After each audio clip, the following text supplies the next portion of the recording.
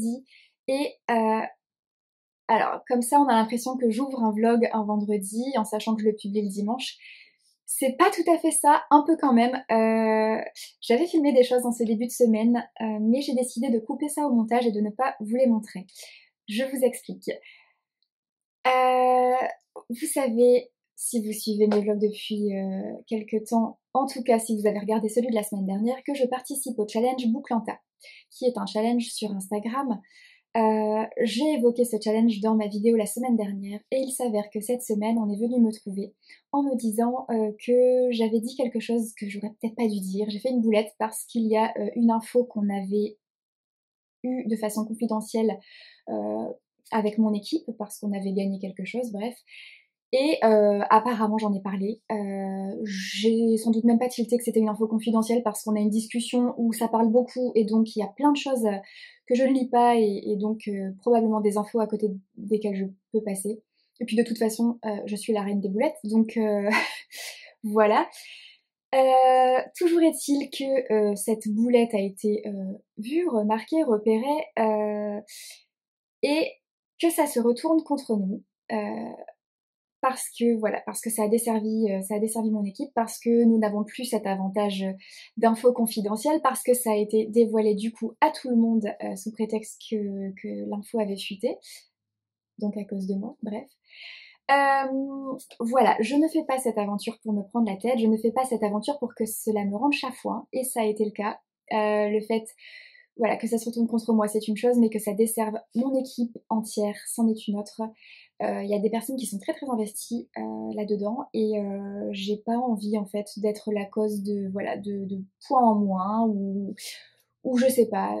Toujours est-il que le fait que mes vidéos puissent être regardées, épiées et que les boulettes que je pourrais faire, parce que j'en ferai d'autres, c'est une évidence, se retournent contre nous, nous desservent, ça ne me plaît pas. Donc, je ne parlerai plus du challenge Bouclanta dans mes vlogs. Je ne parlerai plus des lectures que je lis dans le cadre de ce challenge. D'ailleurs, quel challenge je ne sais pas. Voilà, bref. Ça sera juste très bref sur Instagram. Et donc, dans ce vlog, vous n'entendrez pas parler de ce roman, ni de celui-là. Je vais quand même vous parler de celui de Mathias Malzieu, parce que la lecture a été au-delà du challenge. Ça a été une lecture commune avec des copines et j'ai adoré ce livre, donc je vais vous en parler. Mais voilà, toutes les autres lectures vraiment propres à ce challenge, je n'en parlerai pas. Il faudra attendre mes chroniques Insta. Si toutefois vous avez envie d'avoir des infos sur ce que j'en ai pensé, comme j'avais dit que je le ferais et que finalement je ne mettrai pas les vidéos qui sont d'ailleurs déjà tournées, mais c'est pas grave, je ne les mettrai pas. Si vous voulez savoir ce que j'en ai pensé, parce que ça vous tient à cœur, parce que vous êtes intéressé, intrigué et que vous n'avez pas envie d'attendre les chroniques sur Instagram, et ben vous pouvez toujours venir me trouver en message privé et je me ferai un plaisir de vous répondre. Voilà, c'était un petit message d'introduction, un petit long message d'ailleurs, je suis désolée. Voilà, on va pouvoir passer à autre chose maintenant. C'est parti, vlog ouvert. Hello! Je viens vous parler de ce roman, La mécanique du cœur de Mathias Malzieu, qui est un roman court, qui fait à peine 150 pages, qui se lit très vite et très bien. Je l'ai découvert le week-end dernier, je l'ai lu en lecture commune avec Angie et avec deux personnes qui se sont incrustées. Alors, ce roman m'a sorti de ma zone de confort parce que je n'ai pas du tout l'habitude de lire des romans avec des touches de fantastique. Mais j'ai beaucoup aimé ça. Pour l'histoire, on rencontre Jack. Jack qui naît un jour de grand froid, le jour le plus froid du monde. Et il fait tellement froid qu'il naît avec un cœur complètement gelé. Donc la sage-femme qui le met au monde va décider de remplacer son cœur par une horloge pour lui permettre de vivre, de survivre. Sauf qu'avoir un cœur horloge, c'est compliqué. Ça nécessite quand même des petits désagréments. Il faut penser à remonter son cœur quotidiennement pour ne pas que le mécanisme et les engrenages s'enrayent. Et puis surtout, il faut éviter au maximum les émotions fortes, comme la colère, mais surtout comme l'amour. Sauf que l'amour, ne pas tomber amoureux, ben ça ne se décide pas en fait, ça vous tombe dessus et, et voilà, et après il n'y a plus qu'à assumer. Je ne vais pas pitcher davantage ce roman, je vous laisserai découvrir cette histoire. Ce que je peux dire en revanche, c'est que c'est un petit roman adorable, rempli de douceur, de tendresse, et qui a une plume d'une justesse par rapport à l'expression des émotions et des sentiments qui m'a scotché. J'ai trouvé ça hyper pertinent, hyper juste et super poétique. Il y a des petites touches de fantastique, il y a des petites touches d'humour bien dosées que j'ai beaucoup aimé, notamment le nom d'un hamster qui m'a fait mourir de rire. Et c'est surtout un roman adorable sur l'amour, sur le sentiment amoureux. Bref, j'ai adoré. J'ai adoré, ça a été comme un moment comme ça suspendu, un moment hors du temps et je suis ravie d'avoir pu le découvrir. On m'en avait très joliment parlé et je suis contente d'avoir pu le découvrir à mon tour. Voilà pour ce roman. Touc. J'ai des choses à vous montrer, des choses qui sont arrivées dans ma boîte aux lettres. Alors, j'ai pas un peu de choses, j'ai beaucoup de choses. Hop là, je vais prendre dans l'ordre. La première chose, c'est ma cube du mois. Je n'ai rien pris ouvert, j'ai pas pris de ciseaux, voilà, je fais ça à l'arrache.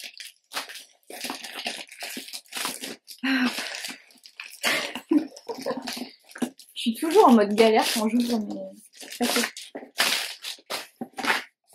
La cube qui se présente toujours dans son petit carton. Il y a donc le livre du mois. Ça nous dit... Enfin voilà, on sait très bien de quoi ça parle. Eh bien, Hervé Lecor, une des plus grandes plumes françaises. Ce doit donc être un roman de Hervé Lecor. Que je ne connais pas. Après la guerre. Hervé Lecor, aux éditions Rivage Noir. Bah, dis donc, il est dans un sale état ce livre.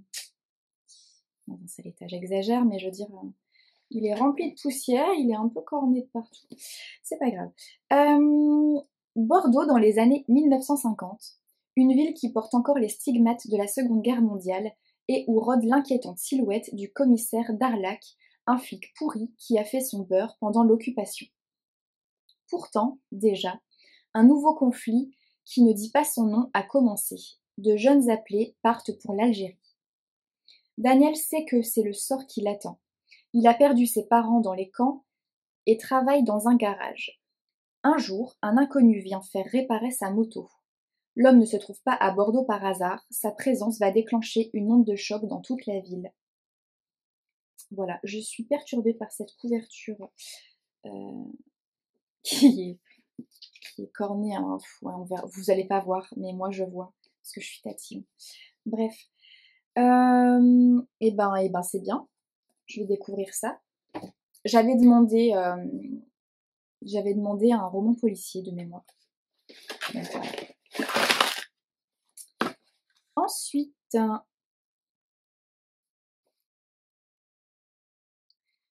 quel roman de la rentrée êtes-vous? C'est édition de l'Observatoire. Des extraits des romans de leur rentrée littéraire. Je trouve ça assez chouette. Il y a Un shampoing solide respire. J'ai l'impression que ça revient souvent, ça, dans la cube ces derniers temps. Du thé.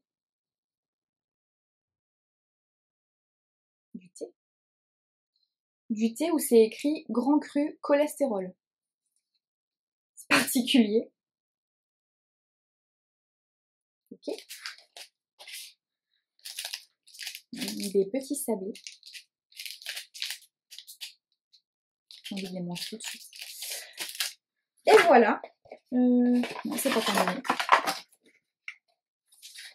Encore du thé. Un antioxydant, celui-ci. Alors là, on va pas bien voir avec la lumière. C'est un marque-page. Chaque mois, il y a un marque-page dans la cube et une carte, la carte correspondance libraire. Ils sont assortis. C'est du sable, j'adore. C'est joli. Et il y a évidemment la préface.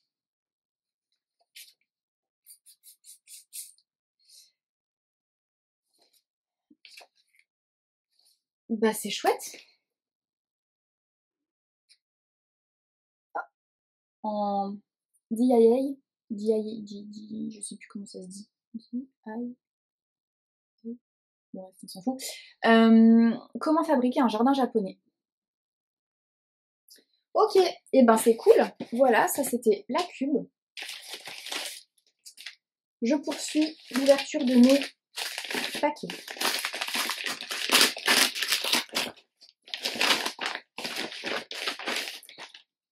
Yes. Hop là. On l'a trouvé plutôt joli. C'est le roman graphique adapté du roman de Michel Bussy. Je ne l'ai pas lu, ce roman. Je ne suis même pas sûre de l'avoir dans ma bibliothèque. Je vous lis la 4e de couverture. À Port-de-Bouc, près de Marseille, Layli Mal fait le ménage dans des hôtels pour subvenir aux besoins de ses 3 enfants, Bambi, Alpha et Tidiane. Personne ne peut se douter que Layli cache un lourd secret. Qu'est-ce qui ne va pas, Layli? Vous êtes jolie. Vous avez 3 jolis enfants, Bambi, Alpha, Tidiane. Vous vous en êtes bien sortis. Ce sont les apparences tout ça, du vent. Il nous manque l'essentiel. Je suis une mauvaise mère, mes 3 enfants sont condamnés. Mon seul espoir est que l'un d'eux peut-être, échappe au sortilège. Elle ferma les yeux. Il demanda encore: qui l'a lancé, ce sortilège? Vous, moi, la terre entière. Personne n'est innocent dans cette affaire. Un récit haletant du désert sahélien à la jungle urbaine marseillaise en 4 jours et 3 nuits. Et alors, ça, je les garde jamais, les bandeaux. L'intérieur, je montre juste des planches comme ça pour vous montrer les illustrations.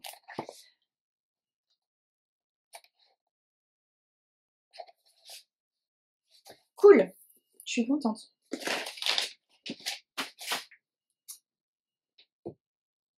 À découvrir. Ensuite,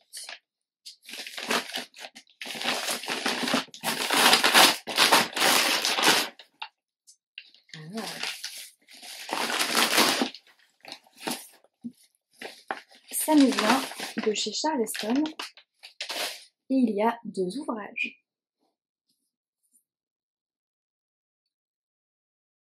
Un tourbillon de sable et de cendres de Amy Harmon. J'ai beaucoup aimé. J'ai beaucoup aimé ce roman. Il est abîmé, bien sûr. En même temps, c'était dans une enveloppe toute fragile. Et 2 romans lourds comme ça, bah, forcément. Oh, j'aime pas que mes livres soient abîmés. Alors, je vais vous lire la 4e de coup. Florence, début des années 1940. Dans la belle villa aux dalles roses des Rosselli, Angelo Bianco, bien qu'orphelin, a grandi comme un membre à part entière de la famille. Eva, la fille de la maison de 2 ans sa cadette, lui jouait du violon, dansait pour lui et pataugeait dans la fontaine pour l'amuser. Inséparables, ils se disputaient pour des broutilles et s'avouaient leurs secrets les plus profonds. Et pourtant, ils ne se sont plus revus depuis qu'il est devenu prêtre. elle ne lui a jamais pardonné de l'avoir abandonné pour entrer dans les ordres. Mais quand les nazis arrivent en Italie, les querelles du passé n'ont plus d'importance. Et en tant que juive, Eva risque la déportation et Angelo est le seul à pouvoir la sauver. Engagé dans les réseaux de résistance catholique, il cache et exfiltre les réfugiés des pays occupés.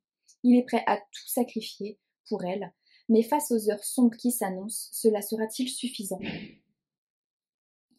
Tada! Dedans, il y a la vie des lectrices. Le premier là-haut, c'est le mien. Ça dit, mon avis dit, un roman formidable qui aborde avec justesse et sensibilité la Seconde Guerre mondiale en Italie, sous un angle aussi surprenant qu'intéressant, mettant en lumière le rôle de l'Église. J'ai adoré. Ouais, c'est vrai. Voilà, je vous en dirai plus bientôt, quand je publierai mon avis. Le deuxième roman, c'est La petite librairie de Riverside Drive. Alors, le bandeau, je le vire. Je vous lis la 4e de couverture.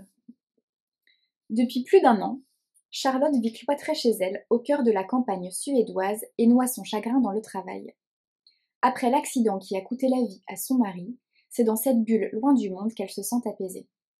Aussi, quand elle apprend qu'une tante inconnue lui a légué une librairie à Londres, son premier réflexe est de vendre la propriété pour ne pas perturber l'équilibre qu'elle a réussi à trouver. Pourtant, une fois arrivée sur place, elle tombe rapidement sous le charme de la librairie surannée, de ses étagères en bois massif et de son vieux chat ronchon. Tout comme elle s'attache petit à petit aux 2 employés, ainsi qu'à William, le jeune écrivain qui habite à côté. Alors qu'elle apprend à connaître les lieux, la découverte d'une lettre jamais envoyée va la plonger directement dans la jeunesse de sa mère. Que s'est-il passé entre les 2 sœurs pour que Charlotte n'ait jamais connu sa tante? Quel secret se cache derrière les murs de la librairie? Tac.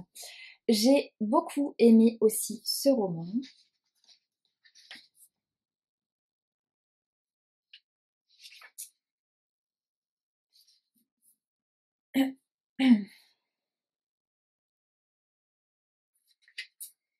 Voilà, alors il y a les avis des copines là-dedans, l'avis de Sophie, secret de famille, librairie londonienne et double temporalité, tous les ingrédients sont réunis pour passer un moment magique hors du temps.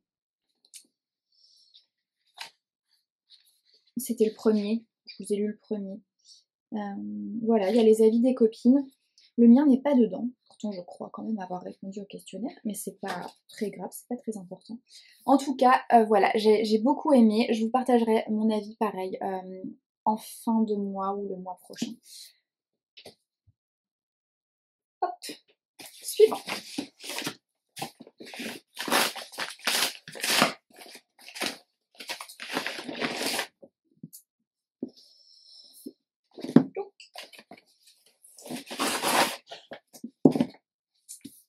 Alors,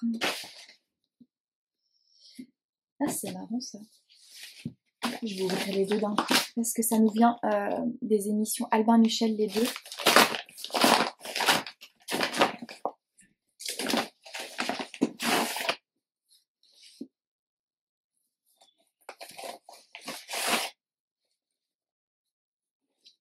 Ah ben c'est drôle ça. Bon, il y a eu des erreurs. Alors, c'est de ma faute probablement parce que j'ai bugué en fait en remplissant le questionnaire. Du coup, j'en ai reçu 50 000. En fait, j'avais pas fait attention que dans le questionnaire, que dans le mail, on nous demandait d'en choisir 3. J'ai pas fait attention et en fait, j'ai sélectionné d'abord tous ceux qui me tentaient. Et en fait, du coup, j'ai cliqué sur envoyer sans faire attention qu'il fallait en choisir 3. Et j'en avais choisi 5. Ce qui fait que j'ai rempli une deuxième fois le questionnaire en n'en choisissant que 3. Et j'ai envoyé un petit mail pour prévenir de ma bourde. Sauf que les 5 me sont parvenus quand même, donc c'est qu'il devait avoir le quota de service presse. Et c'est même pas juste les 5 qui me sont parvenus, c'est qu'il y en a un qui m'est parvenu en double du coup. Mais c'est pas grave, je verrai avec les éditions Albin Michel. Peut-être que je pourrais du coup organiser un concours pour vous en faire gagner un, ça peut être sympa. Bref. Du coup, je vais commencer par celui-là, tiens. Alors, il s'agit Les liens mortifères de Sophie Lebarbier. Et en fait, voilà, une psy, une flic, un duo de choc. J'ai trouvé l'idée très sympa. Étant infirmière en psy, je suis forcément sensible à l'aspect psy. Et le fait de faire un duo de nana psy-flic, je trouvais ça hyper chouette. Je vous lis la 4e de couverture. Qui a tué la ravissante Ingrid? Et pourquoi? Sa sœur, Léonie, psychologue trentenaire, aussi vive que névrosée, tente de comprendre. En parallèle, Fenneto, une commandante de police atypique, légèrement allumée mais redoutable, mène l'enquête officielle. Tandis que le mystère s'épaissit, les deux femmes unissent leurs forces pour démêler les liens mortifères d'une histoire dont les origines remontent à il y a fort longtemps, au cœur d'un village médiéval de l'Ardèche. Entre passé et présent, ce polar saisissant, matiné d'une dose de perversité et de folie, donne naissance à un duo attachant et sensible. Voilà, je suis contente, j'ai très très très hâte de le lire, de le découvrir. Et bon, merci Albin Michel, je vais voir comment gérer cette petite erreur d'envoi. Je me fais mal avec les bouquins. Alors, ensuite, Une écharpe dans la neige de Viveka Sten. Je vous lis la 4e.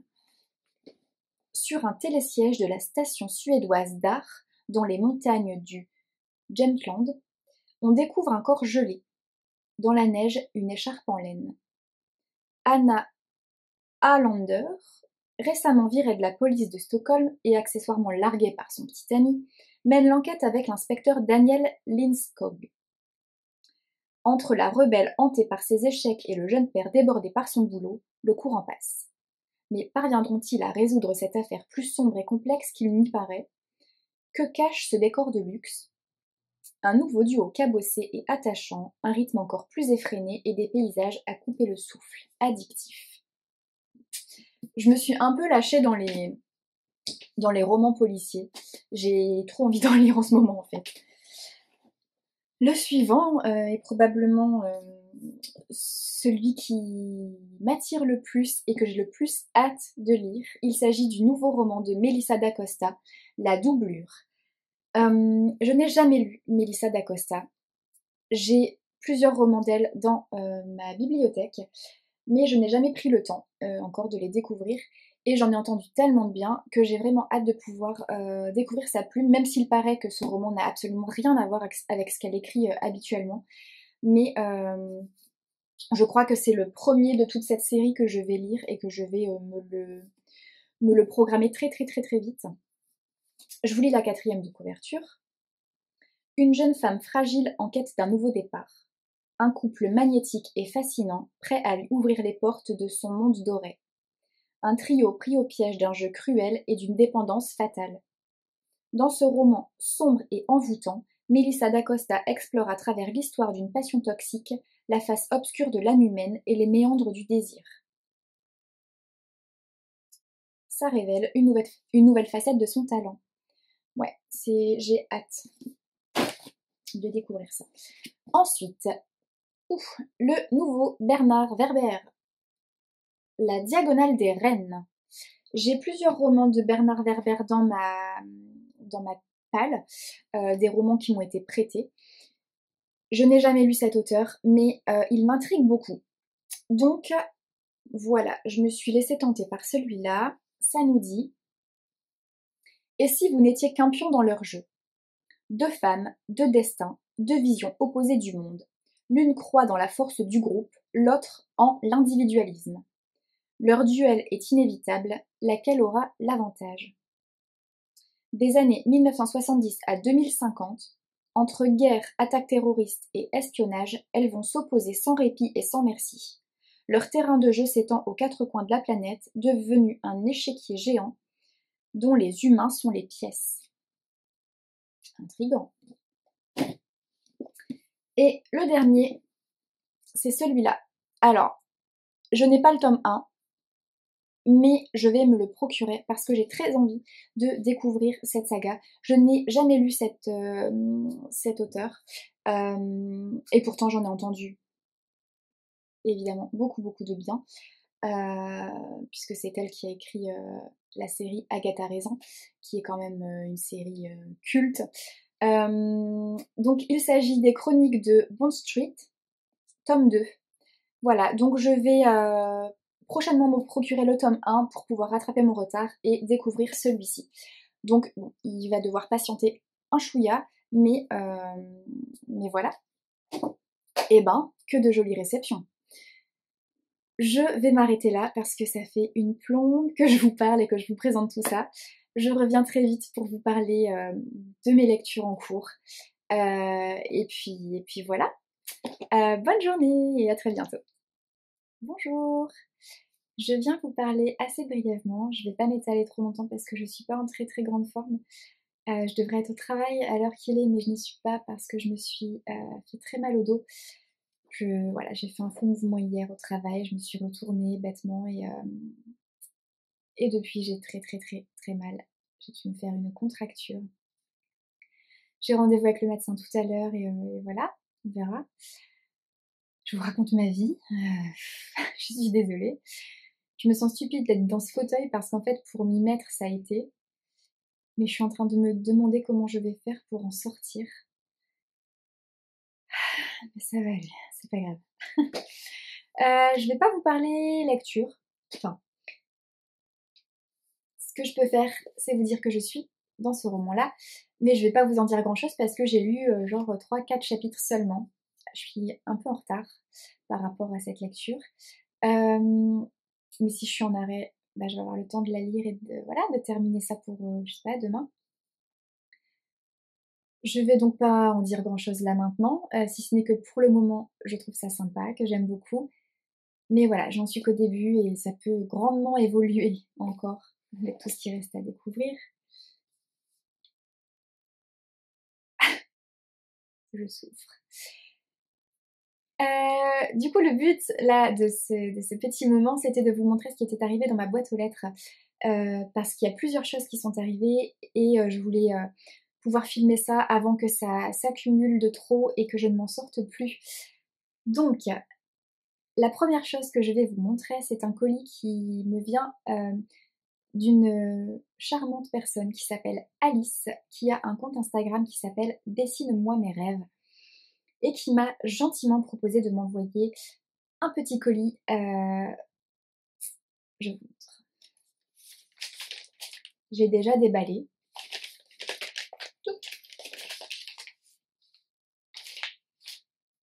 Hop là. Alors, dans ce petit paquet, il y a premièrement une carte. Une très jolie carte. Dessine-moi mes rêves. Avec de l'eucalyptus autour, cette carte me fait tellement penser à Estelle du conte Petite Lectrice. Entre l'eucalyptus et... ouais, en tout cas, l'illustration est magnifique. J'aime beaucoup. Je trouve ça très joli. L'objet principal, c'est ça. Cette pochette à livres, qui est très jolie, soit dit en passant.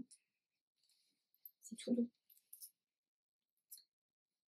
Il y a un très joli gris-gris là-haut. Bon, je sais pas si... Ouh, si vous allez voir grand-chose. Vous allez rien voir du tout, même. Mais en gros, c'est un livre ouvert. Petit gris-gris livre ouvert, qui correspond tout à fait à entre deux pages, donc j'adore. On ouvre ça en haut et sur le côté. Ça s'ouvre que aux trois quarts comme ça. C'est bien parce qu'au moins ça évite que tout se pète la binette. Et donc dedans, ça se présente comme ça. Il y a ici de quoi mettre quelque chose et il y a une petite pochette ici dans laquelle il y a des petites choses qui se sont glissées.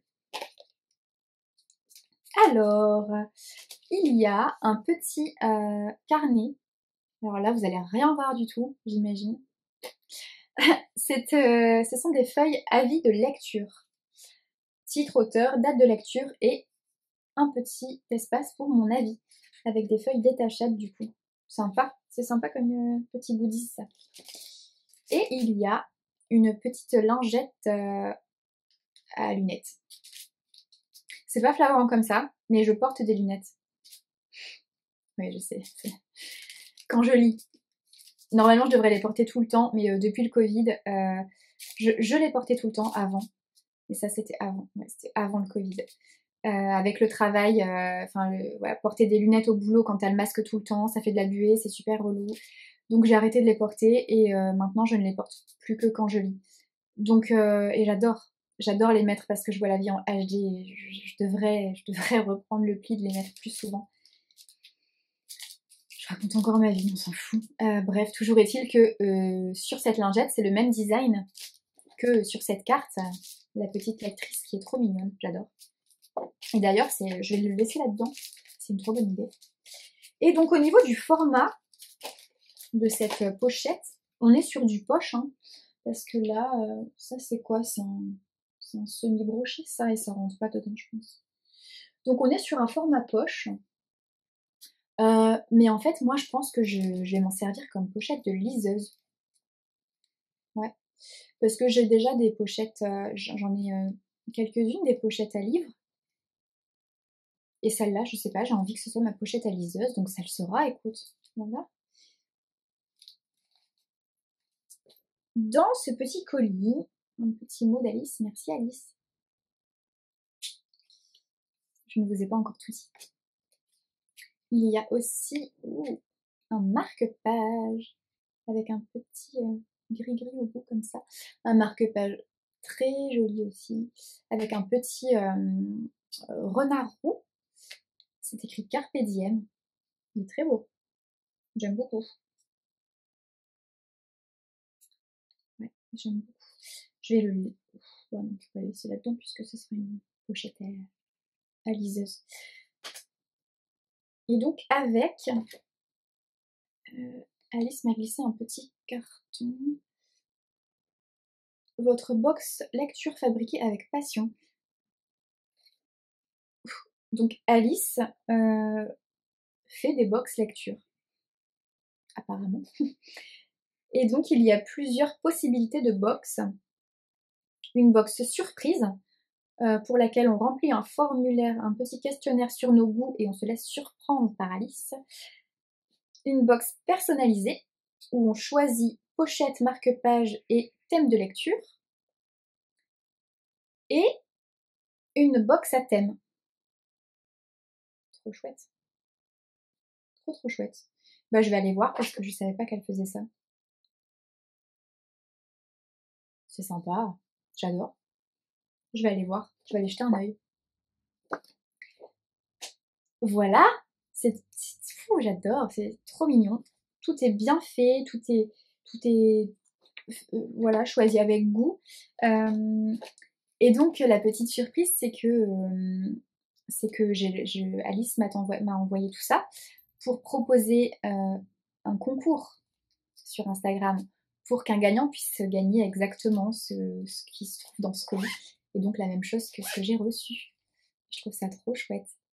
Merci Alice de proposer à un de mes abonnés de remporter ça. C'est vraiment adorable. Je ne sais pas quand je vais faire les photos et quand je vais publier le concours. Ça va dépendre de mon état de santé. Fin de semaine, c'est pas sûr. C'est pas sûr, il faut que je me repose.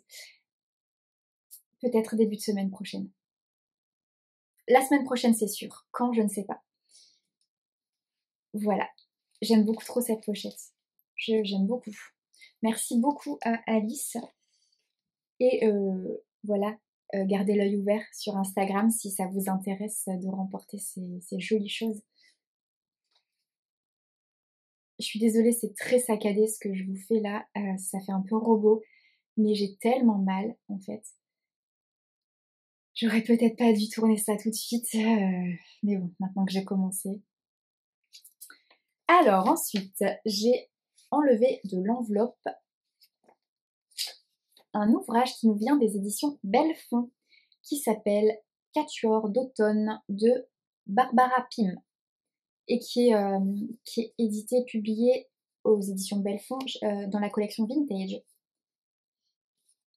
Alors, ça sort demain, donc ça sera déjà sorti quand vous aurez cette vidéo. Alors, qu'est-ce que ça nous dit? Letty, Marcia, Edwin et Norman passent leur journée ensemble, connaissent par cœur les habitudes des uns et les manies des autres, n'oublient pas de se souhaiter fête et anniversaire, et ne savent pratiquement rien de leur vie respective.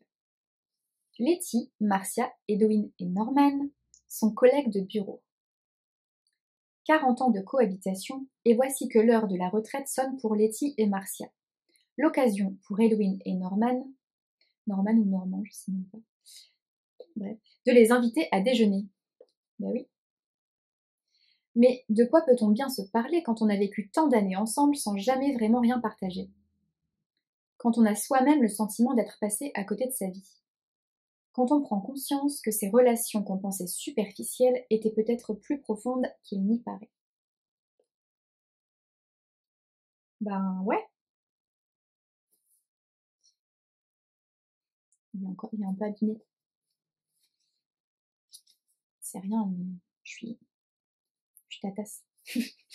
Et ben c'est chouette. En fait, j'aime bien l'idée d'un roman dans lequel on parle de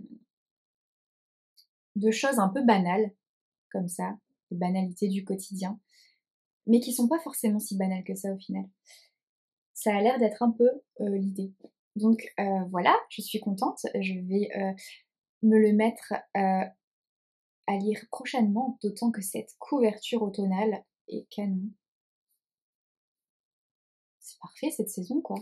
J'adore. C'est l'automne aujourd'hui. C'est aujourd'hui, 21 septembre. Bref, chouette. Trop bien. Merci les éditions Belfond.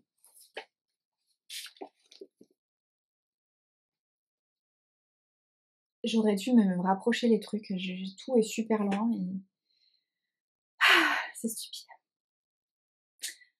Un autre colis nous vient des éditions Michel Lafon.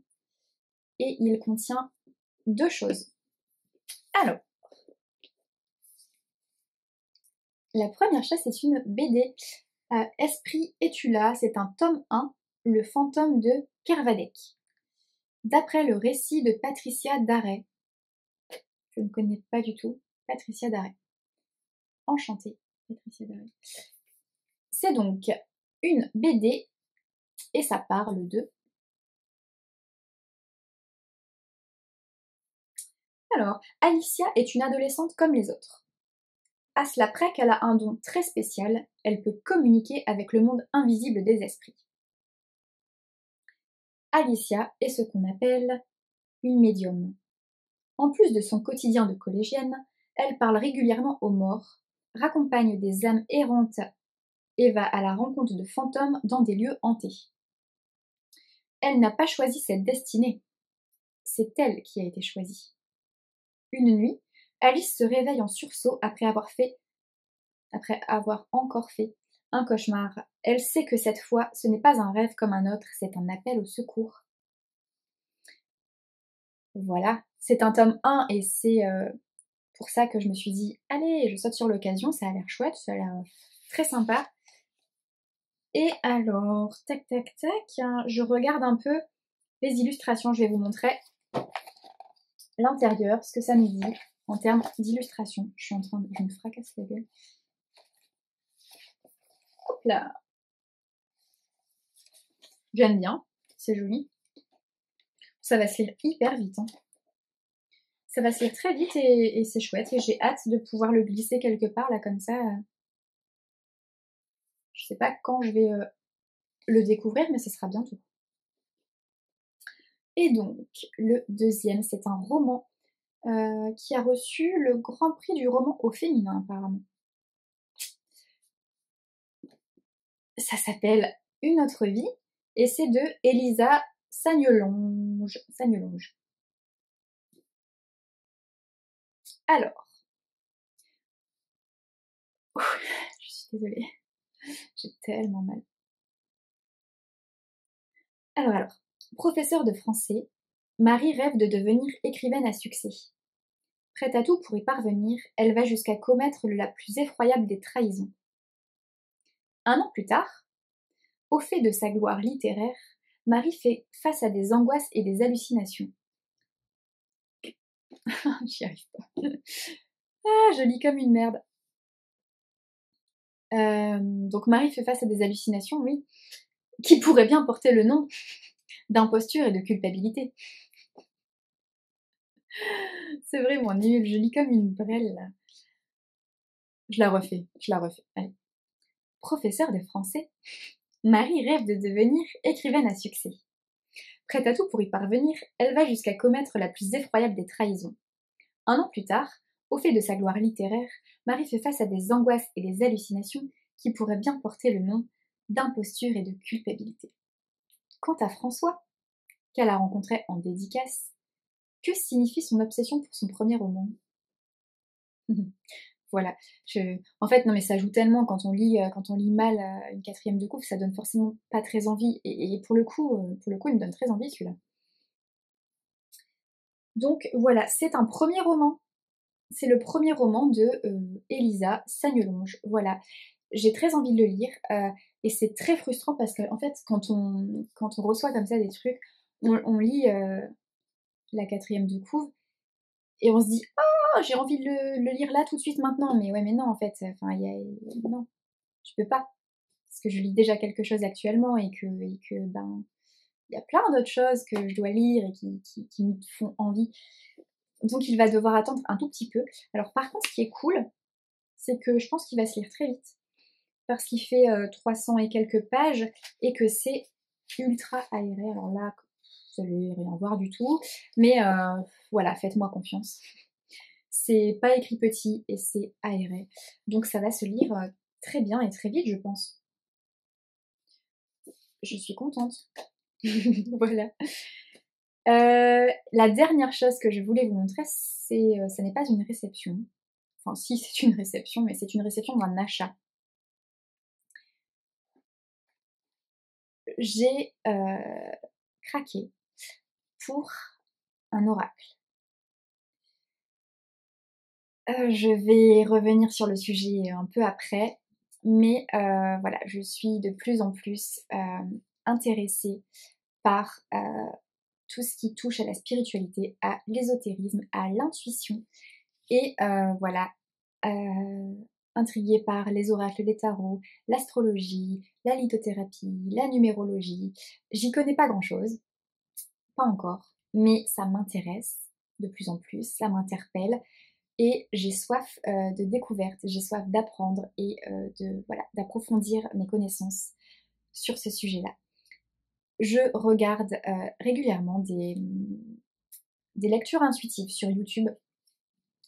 Lecture intuitive, donc de tirage de cartes, de guidance, de tarot et d'oracle. Je suis plusieurs personnes. Et j'ai vu cet oracle sur plusieurs chaînes, en particulier sur la chaîne d'Elena Coach Intuitive, qui l'utilise très souvent. Et j'avais envie de me le procurer parce que je trouve que les tirages faits avec peuvent être facilement interprétés. Les cartes me plaisent et ça touche un peu tous les domaines de la vie. Donc pour des tirages généraux, je trouvais que ça pouvait être super. Alors, je ne sais pas si ça va rendre quelque chose, là comme ça. Juste pour vous donner une idée des illustrations et du genre de cartes qu'on trouve dans cet oracle. Je vous montre quelques cartes comme ça au pif. Après, je le présenterai sur Instagram, donc si vous voulez voir les choses un peu mieux, ben, vous irez jeter un œil. Voilà, grosso modo. Et en fait, je range un peu parce que je me fous partout. Et en fait, j'ai pas juste acheté l'oracle, j'ai aussi acheté un ouvrage pour pouvoir interpréter les tirages aisément. Parce que en fait, dans l'oracle, il y avait un tout petit guide comme ça, mais qui dit rien du tout. On a juste 2-3 mots-clés par carte. Alors qu'avec cet ouvrage-là, non seulement par carte, on a des mots-clés, mais on a aussi l'explication de la carte par rapport à l'illustration, à ce qu'on y trouve. On a la signification divinatoire de cette carte, ce qu'elle symbolise. On a la signification psychologique aussi.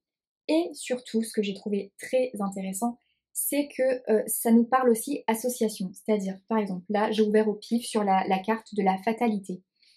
Et ben, ça nous dit que la carte de la fatalité, en association avec la carte du travail, ça nous parle licenciement, perte d'emploi, entreprise en liquidation avec la loi. Que cette carte de la fatalité, en association avec la carte de l'argent, ça parle de perte financière. C'est pas très gai, j'ai pas choisi la carte la plus gaie du monde, là, j'avoue. Voilà, bref, ça nous parle d'association en fait. Et je trouve ça super intéressant parce que pour interpréter des tirages, ben, c'est essentiel de pas juste s'appuyer sur la carte, sur la carte en elle-même, mais sur les cartes qui sont à côté également. Et voilà, donc je me suis dit que c'était hyper intéressant d'avoir cet ouvrage en plus. Voilà, pour ceux qui ne sont pas au courant, cette semaine, j'ai décidé, comme ça m'a pris un peu comme une envie de pisser, un matin en me réveillant, j'ai créé un nouveau compte Instagram, qui n'est pas réellement un nouveau compte, qui est une extension, on va dire, de mon compte principal, de mon compte entre deux pages. Ça s'appelle Entre deux pages ESO. Et voilà, je sais que l'ésotérisme, c'est quand même quelque chose qui est vraiment très particulier. Ça ne parle pas à tout le monde, c'est spécifique. Et je ne voulais pas polluer, entre guillemets bien sûr, parce que moi je considère pas que ça pollue, mais c'est tellement particulier, ça ne parle tellement pas à tout le monde que je ne voulais pas risquer de perdre la moitié des personnes qui me suivent pour mes chroniques de romans. Je ne voulais pas qu'elles se sentent complètement larguées parce que j'aurais peut-être davantage parlé ésotérisme. Je vais continuer à faire ce que je fais actuellement, c'est-à-dire que quand je reçois un ouvrage orienté ésotérisme, je le présente et je le chronique comme n'importe quel roman que je reçois. Quand je reçois des oracles, je les présente aussi. Mais j'avais envie de pouvoir aller plus loin, de pouvoir partager davantage avec les personnes qui sont intéressées par cet univers-là. Et donc je me suis dit que créer cette extension de compte, et ben ça serait ça serait parfait pour pouvoir justement faire ça, pour pouvoir aller plus loin, sans larguer ceux qui ne s'y intéressent pas. Voilà, donc vous avez les infos en barre d'infos si ça vous intéresse, si vous êtes attiré par ce genre de choses, et ben n'hésitez pas à aller faire un œil et puis à échanger sur le sujet. Il y a plein de domaines différents dans l'ésotérisme et je n'y connais finalement pas grand chose probablement, mais n'hésitez pas, je serais ravie de découvrir des choses. Voilà, dans l'ésotérisme, il y a aussi tout ce qui est vie ancienne, enfin ancienne vie, je sais pas comment on qualifie ça. Et j'y connais rien, mais ça m'intéresse. Je suis très curieuse et très ouverte d'esprit par rapport à tout ça. Donc voilà, s'il y a des sujets sur lesquels vous aimeriez qu'on échange, et ben, let's go, c'est parti. Voilà, sur ce, je vais vous abandonner, je vais aller à mon rendez-vous médical, je vais aller me prendre des antalgiques, je vais aller dormir, et on se retrouve prochainement. Il faut que je me remette vite, j'ai un salon ce week-end. On est mercredi, c'est samedi, ça va être tendu, hein. Ça va être tendu. Allez, je vous embrasse et je vous dis à très vite. Coucou, on est vendredi et je vous retrouve pour vous parler de ma nouvelle lecture. Enfin, vous en parler, non, parce que je ne l'ai pas commencé, en fait. Je devais la démarrer hier soir, mais j'étais trop fatiguée, je suis allée me coucher. Je devais la démarrer ce matin, mais je me suis perdue sur Instagram, j'ai commencé à lire des trucs, à répondre à des trucs, à écrire plein de messages, des conneries. Et ça m'a pris beaucoup de temps tout ça, parce que ma bêtise me prend du temps et me fatigue. Et après, j'étais tellement fatiguée que je n'ai pas lu. Et après, j'ai reçu un mail d'adieu de Emmeline, un mail d'adieu très touchant, qui nous disait au revoir aux lectrices Charleston 2022, parce que les lectrices Charleston 2023 sont là, elles prennent le relais, on passe le flambeau, ça y est, elles ont été annoncées. Je suis très contente pour elles, voilà, notamment pour certaines en qui je croyais beaucoup. Il y a 7 personnes, 7 noms que j'avais en tête et que j'espérais vraiment retrouver là, et les 7 y sont, c'est assez dingue. Je pense que Emeline peut vraiment me prendre comme bras droit si elle a besoin d'aide pour la sélection de l'année prochaine. Je suis là. Voilà. Donc bref, ce mail après m'a un peu émue et je me suis encore perdue et je n'ai pas commencé ma lecture. Qui est le tome 2 des 7 sœurs de Lucinda Riley, que je vais lire en lecture commune avec Emmeline, justement. Voilà. Donc je ne sais pas quand je vais le commencer. Pas ce soir parce que je ne suis pas là, pas demain parce que je suis à Templemar en salon du polar. Dimanche, je ne sais pas encore ce que je fais, je n'ai pas encore mon programme. Lundi, je suis sur Paris. Voilà, je vais prendre un verre avec quelqu'un. Si le programme ne change pas d'ici là, je vous en reparlerai en temps voulu. Je garde ça secret pour le moment. Voilà. Où en suis-je? Je ne vous parle donc pas de cette lecture que je n'ai pas démarrée, mais en tout cas, je vais la commencer. Ce sera donc ma prochaine lecture. Sinon, ce qu'il y avait dans ma boîte aux lettres et que j'ai préouvert, ça nous vient de chez Kiwi. Il y a 2 romans. Alors, le premier, c'est Le passage de Didier Drouven. Choisir de mourir dignement. En 2010, après de nombreuses années de douleurs inexpliquées, le diagnostic de Françoise tombe. Elle souffre d'une sclérose en plaques. Au fil des années, les symptômes se développent et la maladie prend de plus en plus de place. Un jour, elle aborde avec Didier, son mari, le sujet de l'euthanasie. C'est ensemble et serein qu'ils décident d'entamer les démarches nécessaires. Quand elle intègre l'hôpital qui l'accueille pour ses derniers jours, Françoise se sent pleine d'allégresse et de reconnaissance envers ses médecins qui l'accompagnent et la comprennent. Didier est présent tous les jours et à l'heure choisie, il lui raconte une histoire en lui tenant la main pour l'aider à partir en paix. Pour elle comme pour lui, les souffrances sont finies, car même dans l'après, Françoise restera éternellement aux côtés de son mari, enfin libérée. Ouh, ça donne froid dans le dos.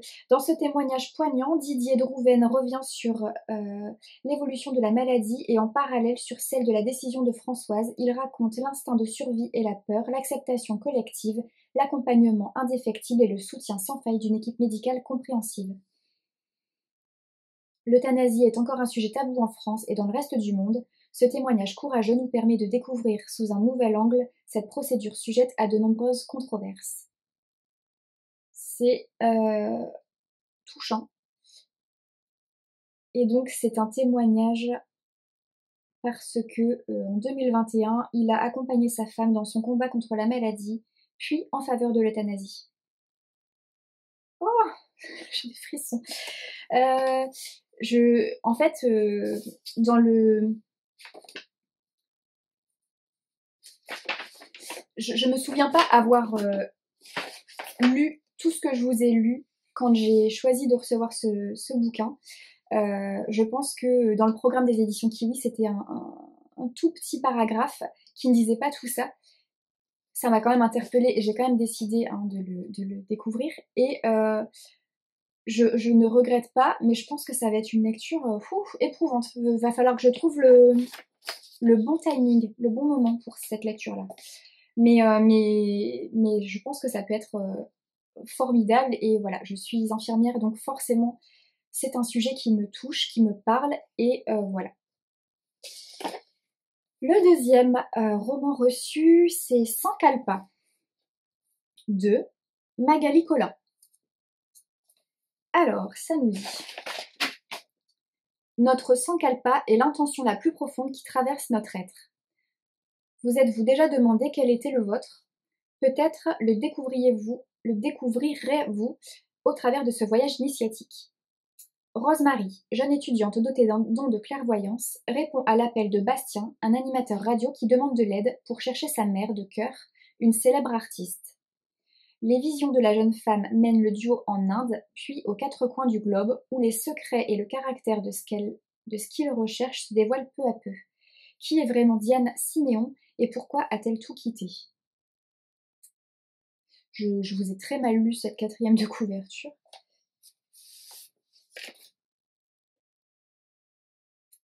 Mais apparemment c'est entre le roman feel good et le mystique. Voilà. Voilà qui est pas mal. Hop là. Et j'ai un autre paquet qui nous vient de chez Dupuis.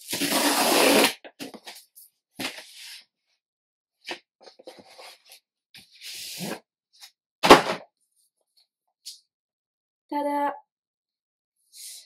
Alors, le collectif Histoire de notre éco-hameau de Samuel Wambre et Julie Feuillas. Feuillas. C'est un beau bébé. Avez-vous déjà imaginé tout plaquer pour partir vivre à la campagne au sein d'un collectif?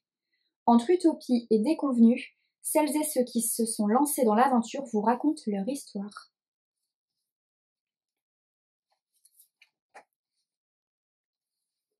Je vous montre des planches prises au pif.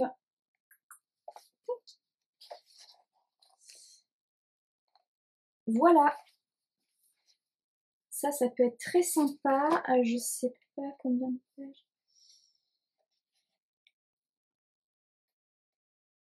Il y a plus de 200 pages. Donc ça va se lire moins vite que les BD toutes fines. Mais ça peut être très sympa comme lecture. Voilà. Sur ces bonnes paroles, je vais clôturer ce vlog. Je le clôture maintenant parce que je ne suis pas là demain. Et que donc si je veux pouvoir publier ce vlog dans les temps dimanche matin comme d'habitude, et ben voilà, il faut que je le fasse, que je le monte là tout de suite parce qu'après je file et je n'aurai pas le temps. Donc vous en saurez plus sur ma journée de demain dans le vlog de la semaine prochaine. Sur ce, je vous souhaite une très bonne journée, un bon dimanche, une belle semaine comme d'habitude. Je vous dis à très vite, prenez soin de vous et au plaisir.